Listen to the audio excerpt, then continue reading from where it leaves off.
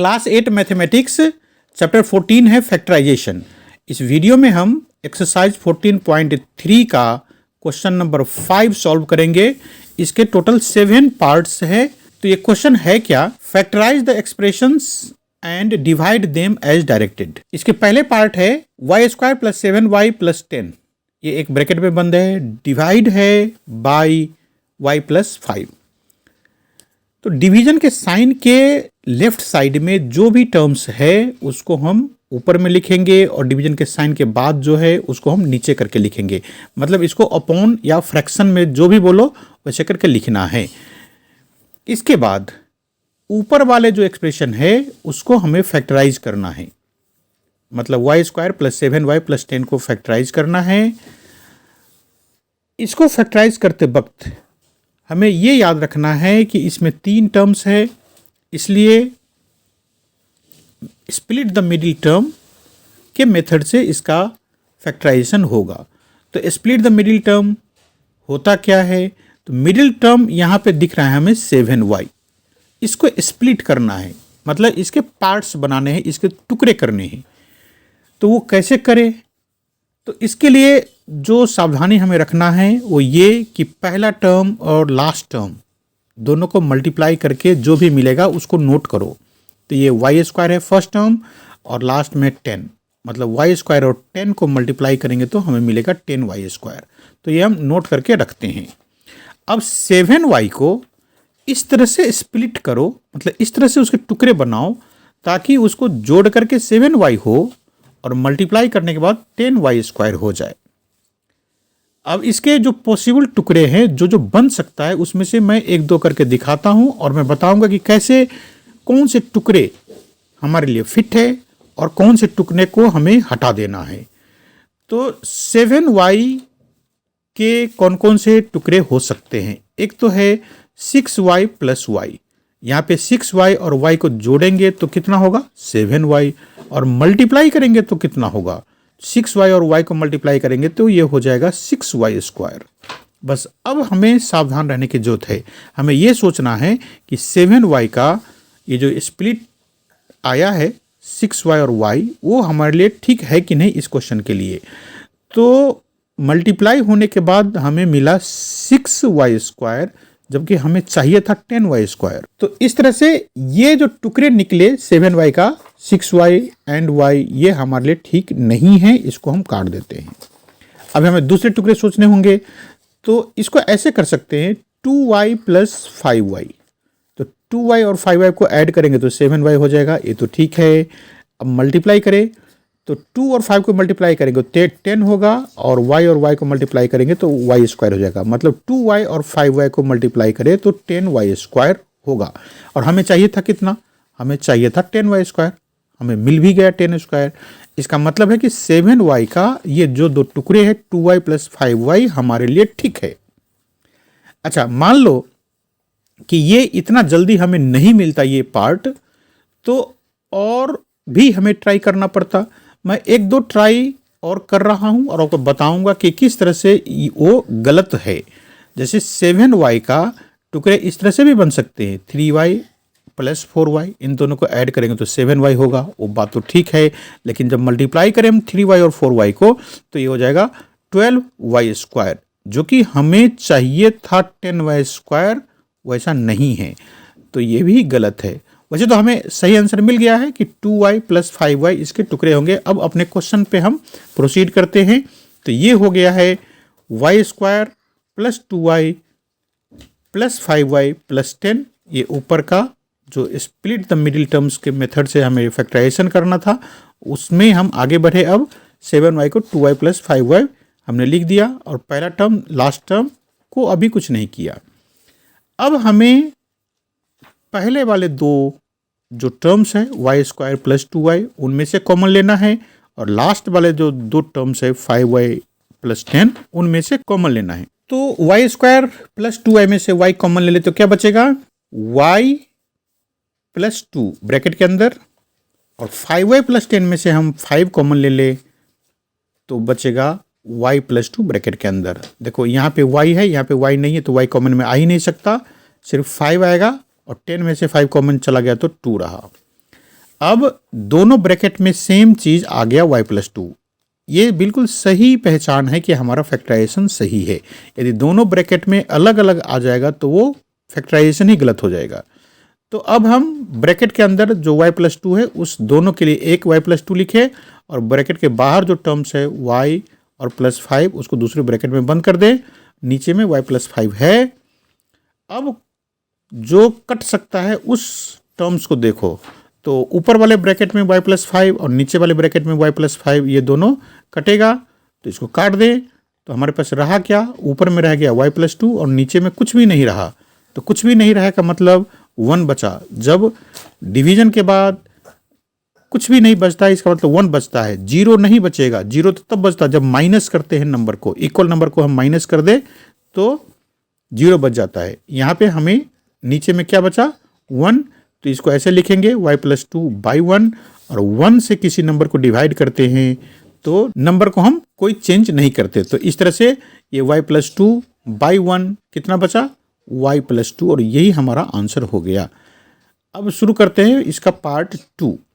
Part 2 में है m² -14m -32 और डिवीजन है m+2 से। तो पहला काम हमें ये करना है कि डिवीजन के लेफ्ट साइड में जो नंबर है उसको ऊपर लिखना है और डिवीजन के जो राइट साइड में है उसको नीचे लिखना है।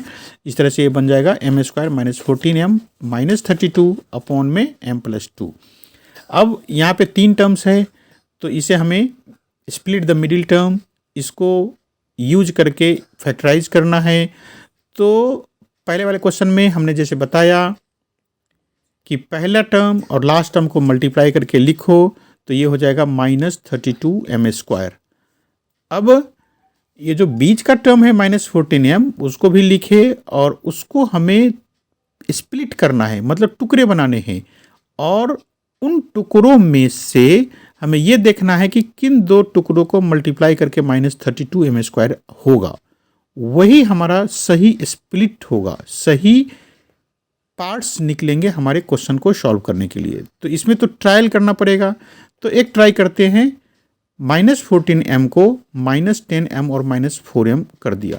तो जब इन दोनों को ऐड करेंगे -10m और -4m को तो हमें मिलेगा -14m। ये तो सही है, लेकिन इन दोनों को मल्टीप्लाई करें तो देखो -10m है और मल्टीप्लाई करेंगे -4m से, तो एक तो माइनस और माइनस मल्टीप्लाई होने के बाद प्लस दे देगा, 10 और 4 मल्टीप्लाई होने के बाद 40 दे देगा और m और m मल्टीप्लाई करके m² देगा। तो इस तरह से ये प्लस का 40m² बन जाएगा, लेकिन हमें चाहिए तो माइनस का 32m²। इस तरह से ये जो ट्रायल है हमारा वो गलत हो गया, 40m² गलत हो गया। तो अब हमें दूसरा ट्राई करना पड़ेगा। तो इधर -14m को हम ऐसे लिख सकते हैं -16m + 2m। तो -16m और +2m को ऐड करें तो कितना होगा -14m। ये तो ठीक है।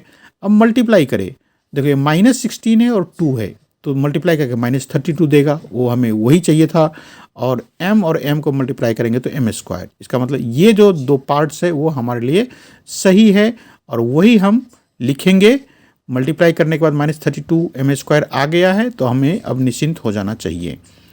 तो अब हम -14m को 2 पार्ट्स में स्प्लिट कर दिया है हमने, -16m और +2m। ये आइडिया कहाँ से मिला, इसके लिए हमें काफ़ी देर तक इसको समझाया हमने आपको। तो अब पहले वाले 2 टर्म्स में से जो कॉमन आता है वो ले लें और लास्ट वाले 2 टर्म्स में से जो कॉमन आता है वो ले लें। तो पहले में है नंबर तो कोई है नहीं तो नंबर कॉमन ले नहीं सकते, सिर्फ m कॉमन ले सकते हैं, तो वो ले लेते हैं। तो m कॉमन लेने के बाद हमें ब्रैकेट के अंदर क्या बचेगा m - 16 और इधर पहले वाले टर्म मतलब इधर 2m में m है और लास्ट में m नहीं है तो m कॉमन नहीं ले सकते, तो नंबर के ही सोचना पड़ेगा हमें कॉमन लेने के लिए। तो 2 कॉमन आएगा तो यहाँ पे बच जाएगा m और माइनस का निशान लगा के 16। तो अब दोनों ब्रैकेट में m - 16 आ गया है, इसका मतलब हमारे क्वेश्चन सही चल रहा है। तो एक m - 16 हम बाहर लिखते हैं और दूसरी ब्रैकेट में जो बाकी का टर्म्स रह गया m+2 उसको लिख देंगे। तो इस तरह से हमें m - 16 × m+2 बाकी रहेगा ऊपर और नीचे में m+2। अब जो टर्म्स कटने वाला है उसको काट देते हैं तो ऊपर का m+2 और नीचे का m+2 कैंसिल हो जाएगा। ये रह जाएगा क्या, m-16 और नीचे में कोई नंबर नहीं बचा। जब कटने के बाद नंबर नहीं बचता है तो उसके लिए हम 1 लिखते हैं। ध्यान रखना इसका आंसर 0 यहाँ पे नहीं लिखना है नीचे में। ये 0 कब आता है, जब माइनस होता है दो नंबर, जैसे 5 -5 रहेगा तो वो 0 लिखेगा। 5/5 को हम कभी भी 0 नहीं लिखेंगे तो 1 आएगा आंसर। इस तरह से ये m+2 की जगह पे 1 लिख दिए और 1 से डिवाइड करने के बाद नंबर में कोई चेंज नहीं आता, तो इस तरह से हमारे पास रह जाएगा m-16 और वही हमारा आंसर हो जाएगा। अब देखते हैं पार्ट 3। ये क्वेश्चन है 5p² - 25p + 20 divided by p-1। तो जैसा हम सभी क्वेश्चन में करते आ रहे हैं, ये जो डिवीजन का साइन के लेफ्ट साइड में है उसको ऊपर रखेंगे और राइट साइड में उसको नीचे रखेंगे। इस तरह से ये अपॉन में आ गया दोनों नंबर। अब एक बात देखो, ये 5, 25 और ये 20, इनमें से 5 कॉमन आ सकता है। जहाँ पे भी फैक्टराइजेशन हो या नंबर को छोटा करना हो तो शुरू से ही ये ध्यान रखना, यदि उनमें से कोई नंबर कॉमन आ सकता है तो कॉमन ले ले। उससे क्या होता है कि मल्टीप्लाई करने के बाद नंबर छोटे छोटे रह जाते हैं, हैंडलिंग करने में, उनको सॉल्व करने में हमें आसानी होती है।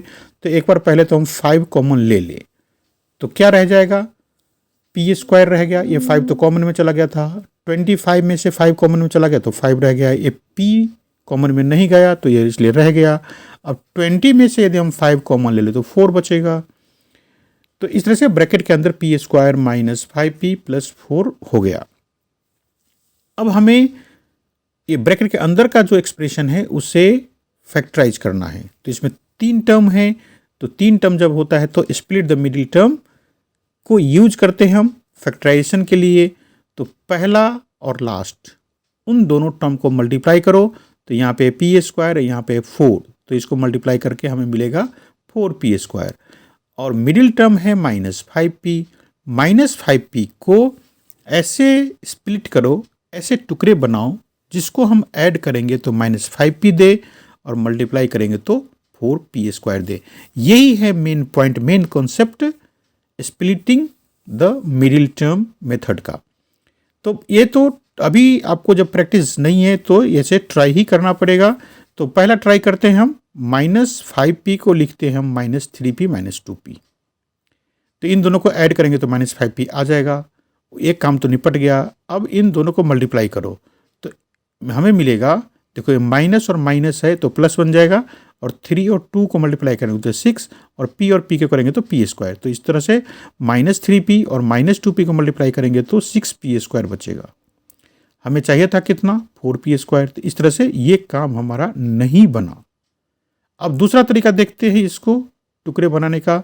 तो यह -4p फिर से -p, तो -4p और -p को ऐड करें तो हमें मिलेगा -5p। ये तो सही है। और मल्टीप्लाई करें -4p और -p को, तो माइनस और माइनस को मल्टीप्लाई करके प्लस देगा, और 4 इंटू यहाँ पे नंबर नहीं है तो 1 है, तो ये 4 इंटू 1 4 ही बनेगा, और p और p को मल्टीप्लाई करेंगे तो p²। तो इस तरह से -4p को हम -p से मल्टीप्लाई करें तो 4p² बना, और हमें चाहिए था कितना, 4p² ही चाहिए था। इसलिए हमारे लिए ये दो जो पार्ट है -4p और -p सही है।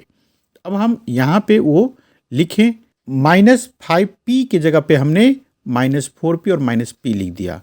अब मिडिल टर्म स्प्लिट हो गया है। तो अब हम पहले दो टर्म है p² -4p, उसमें से कॉमन लेते हैं। तो देखिए क्या कॉमन बन सकता है, यहाँ पे तो नंबर है नहीं, और यहाँ पे 4 है और p है, तो इसका मतलब p कॉमन में आ सकता है।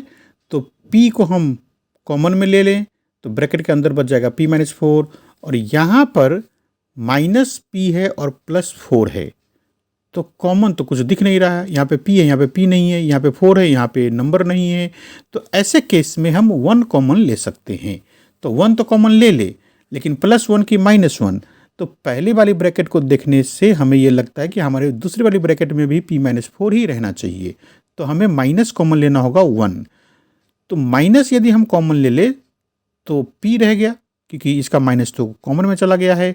अब प्लस है यहाँ पे और उसमें से माइनस कॉमन लेना है, तो अब क्या होगा, तो तो हमें ये सोचना है कि प्लस बनता है दो माइनस को मल्टीप्लाई करने के बाद, मतलब माइनस इंटू माइनस प्लस होता है। तो इस प्लस में दो माइनस का मल्टीप्लिकेशन है, उसमें से एक माइनस बाहर चला गया तो दूसरा माइनस रह गया। सिंपल सी बात। या आप इसको ऐसे भी समझ सकते हो कि ब्रैकेट को यदि सॉल्व करेंगे तो पहले वाला टर्म बन जाएगा। जैसे -1 को p से मल्टीप्लाई करेंगे तो -p, और -1 को -4 से मल्टीप्लाई करेंगे तो +4। इसका मतलब हमारा कॉमन सही है। तो दोनों ब्रैकेट में p-4 आ गया है और उसको हम बाहर कर देंगे, मतलब एक ब्रैकेट में लिखेंगे और बाकी का जो रह गया p-1 उसको हम दूसरी ब्रैकेट में लिखेंगे। अब जो भी टर्म कटने वाला है उसको काट दें, तो नीचे का p-1 और ऊपर का p-1 ये कटेगा। इसके बाद हमारे पास बचेगा ऊपर में 5, p-4 और नीचे में 1, मतलब कोई भी टर्म नहीं बचा तो ये 1 बचा, मतलब 0 नहीं बचा, ये ध्यान रखना। तो ये 1 लिख दिए। अब 1 से किसी नंबर को हम डिवाइड करते हैं तो उस नंबर को कोई फर्क नहीं आता, तो ये 5 इंटू p-4 बच गया और यही हमारा आंसर हो गया।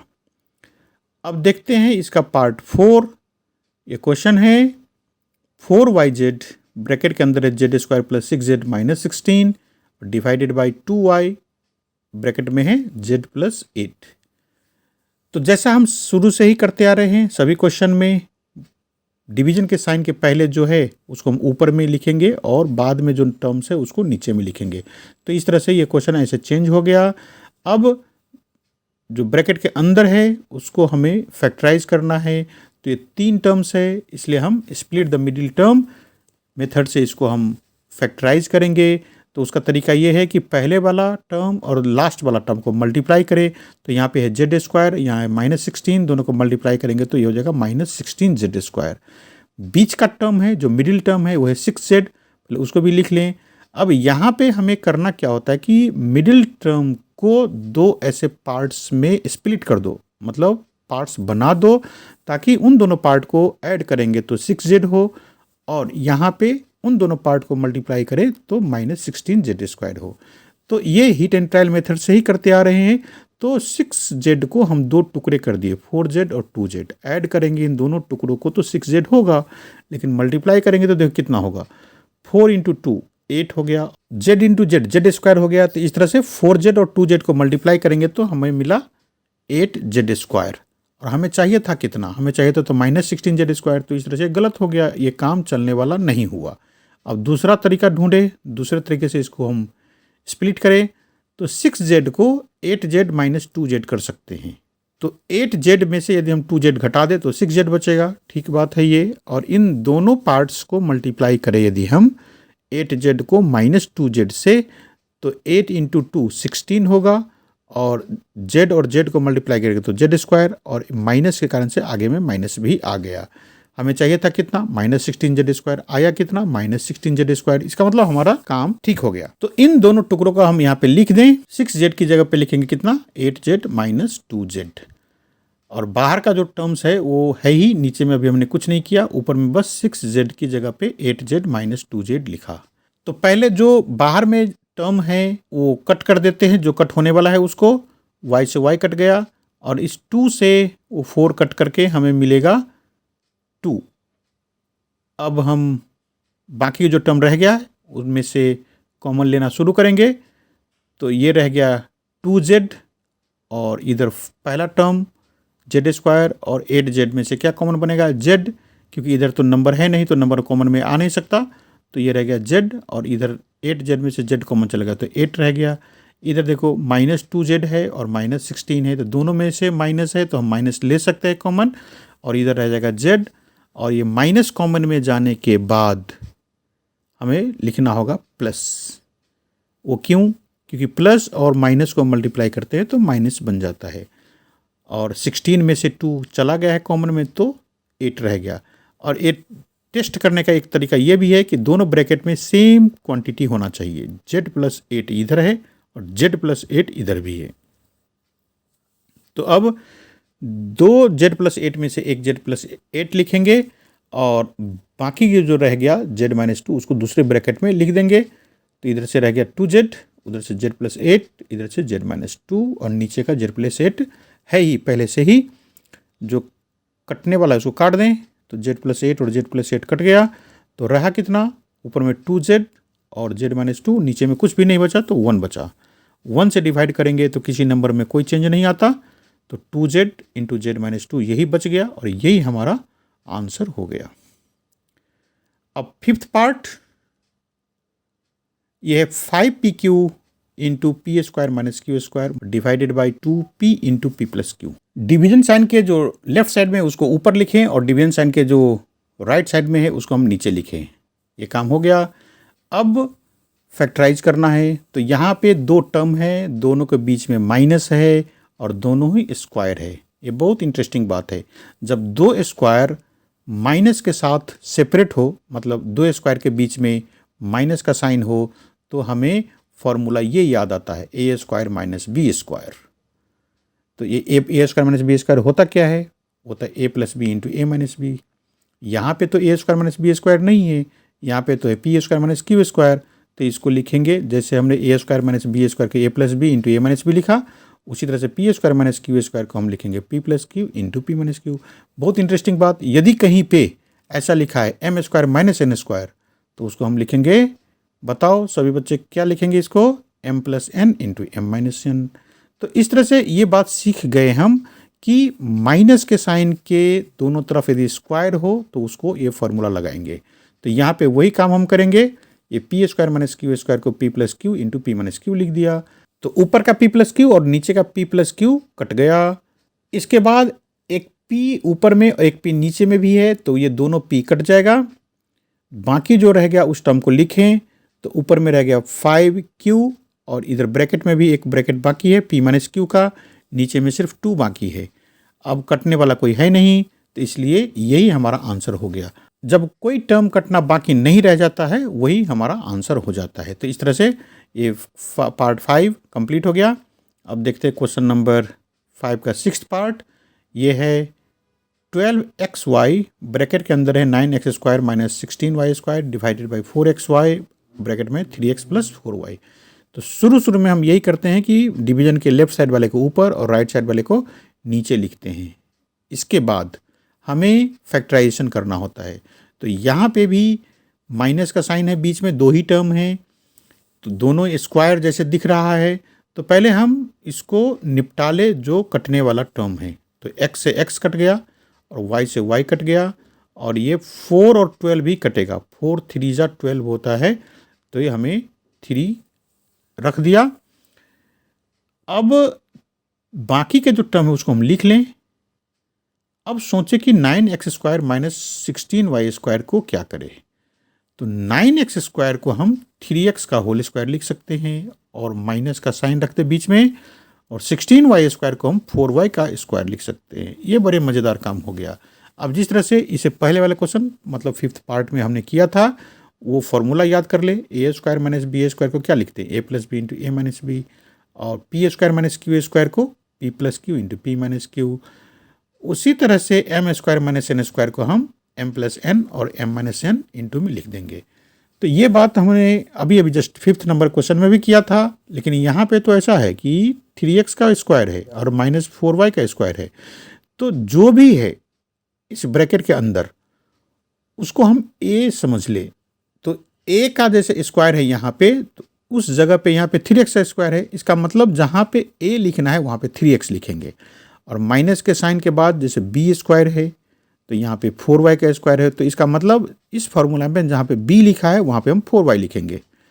तो ये बात समझने के बाद हम इस ब्रैकेट में फॉर्मूला लगाएं और उसको हम लिखें, तो ये हो जाएगा। तो बार में 3 को कुछ नहीं किया, ब्रैकेट के अंदर जो है ए स्क्वायर माइनस बी स्क्वायर के फॉर्म में उसको हम ए plus B into A minus B की जगह पे हम लिख रहे हैं। और ध्यान रखना है कि ए की जगह पे क्या लिखना है, 3x, और बी की जगह पे 4y। तो इस तरह से 3x प्लस 4y ए प्लस बी की जगह ले लिया, और 3x माइनस 4y ए माइनस बी का जगह ले लिया। ये तीनों ही फॉर्मूला एक ही तरह से आप कुछ भी समझ सकते हो, P square minus Q square चाहे M square minus N square. अब जो टर्म कटने वाला है उसको काटें, तो ऊपर का 3x प्लस 4y और नीचे का 3x प्लस 4y कट गया। बाकी क्या रह गया, 3 इंटू 3x माइनस 4y, ये ब्रैकेट के अंदर बंद है, और नीचे में 1 बचा। कई बार कह चुका हूँ ये 1 डिवाइड करने से कुछ भी फ़र्क नहीं पड़ता है टर्म्स को, तो इसलिए 3 इंटू 3x माइनस 4y यही हमारा आंसर हो गया। अब 7th पार्ट देखें, ये है 39y क्यूब, ब्रैकेट के अंदर बंद है 50y स्क्वायर माइनस 98 और डिवाइड के साइन के बाद है 26y स्क्वायर, फिर है 5y प्लस 7। पहला काम अपॉन करके लिखना, वो शुरू से ही करते आ रहे हैं, सबको समझ में आ गया होगा ये बात। यहाँ पे 50y स्क्वायर है, माइनस के बाद 98 है, तो जैसा हम शुरू से करते आ रहे हैं कि माइनस के साइन के दोनों तरफ यदि स्क्वायर हो तब हम ए स्क्वायर माइनस बी स्क्वायर का फॉर्मूला लगाते हैं। तो y का स्क्वायर तो है यहाँ, लेकिन ये 50 किसी का स्क्वायर नहीं होता। 50 से नीचे का नंबर जो स्क्वायर है वो है 49, 7 का स्क्वायर होता है और 8 का स्क्वायर होता है 64। 50 खुद किसी का स्क्वायर नहीं है, इसका मतलब यहाँ पे हमें ये प्रॉब्लम करेगा। इधर देखो 98 भी किसी का स्क्वायर नहीं है, वो तो 10 का स्क्वायर 100 होता है और उस नीचे है 9 का स्क्वायर 81 होता है। तो इससे निपटने के लिए इन दोनों में से कोई नंबर कॉमन आने वाला है उसको ले लें। तो पहले हम वही काम करते हैं, तो क्या नंबर कॉमन आएगा? 2, तो 2 कॉमन ले ले इसमें से, तो ये रह जाएगा 25। वाई स्क्वायर कॉमन में नहीं गया था इसलिए यहाँ पर रहेगा, और 98 में से यदि हम 2 कॉमन ले तो 49 बचा रहेगा। तो इस तरह से अब 25 वाई स्क्वायर माइनस 49, माइनस के साइन के जो दोनों तरफ नंबर रह गया वो स्क्वायर बनेगा, और यही हमें चाहिए था। तो 39 को हम 13 इंटू 3 कर दें ताकि नीचे में जो 26 है उसे कुछ कटने का रास्ता बन जाए, और नीचे में वाई स्क्वायर है, ऊपर वाई क्यूब है, तो इसको वाई इंटू वाई स्क्वायर कर दिया। ये जो 2 था वो अभी हमने वैसे ही रखा। अभी पहले जो नंबर कट जाता है उसको हम काट देते हैं ताकि हमारी जो ये लोड है वो थोड़ा सा कम हो जाए, और ये 13 कट गया, इधर से 2 भी कट गया और एक वाई स्क्वायर भी कटेगा। तो अब बाकी रह गया जो नंबर उसको लिख लें, तो इधर रह गया 3, इधर y, तो 3 इंटू वाई और इंटू के साइन के बाद 25 वाई स्क्वायर माइनस 49 रह गया, और नीचे में सिर्फ ब्रैकेट के अंदर 5y प्लस 7। बड़ा आसान सा हो गया, पहले बहुत हैवी लग रहा था ये। अब ए स्क्वायर माइनस बी स्क्वायर के लिए तैयारी करें हम, तो फार्मूला हमें पहले से ही याद है, 2 क्वेश्चन पहले से कर लिए थे। 25 वाई स्क्वायर को हम 5y का स्क्वायर लिख देंगे और 49 को 7 का स्क्वायर लिख देंगे। बाकी टर्म्स ऐसे ही है, ये बीच से हमने मल्टीप्लिकेशन का साइन हटा दिया है। 3y का मतलब भी होता है 3 इंटू वाई, ये जो इंटू का साइन है उसको लिखते रहने की जरूरत नहीं है। अब ये ए स्क्वायर माइनस बी स्क्वायर बन गया। आपको पता है कि इसको कैसे लिखते हैं, जैसे फार्मूला की बात करें तो A square minus B square equal to वो होगा A plus B into A minus B. यहाँ पे हम लिखेंगे 5y प्लस 7 और 5y माइनस 7। फार्मूला पिछले 2 क्वेश्चन में आपको पता था, इसलिए हमने इसको दोबारा रिपीट नहीं किया। अब जो टर्म कटने वाला है उसको काट दें, तो ऊपर में 5y प्लस 7 और नीचे का 5y प्लस 7 कटेगा। बाकी क्या रहेगा उसको लिखना है हमें, तो 3y ब्रैकेट के अंदर इधर है 5y माइनस 7 और नीचे में 1। अब 1 से डिवाइड करने के बाद कुछ फर्क नहीं पड़ता है नंबर को, इसका मतलब 3y इंटू 5y माइनस 7, यही हमारा आंसर रह गया। और ये था हमारा लास्ट पार्ट इस क्वेश्चन नंबर 5 का। इस तरह से क्वेश्चन नंबर 5 पूरा का पूरा कंप्लीट हो गया।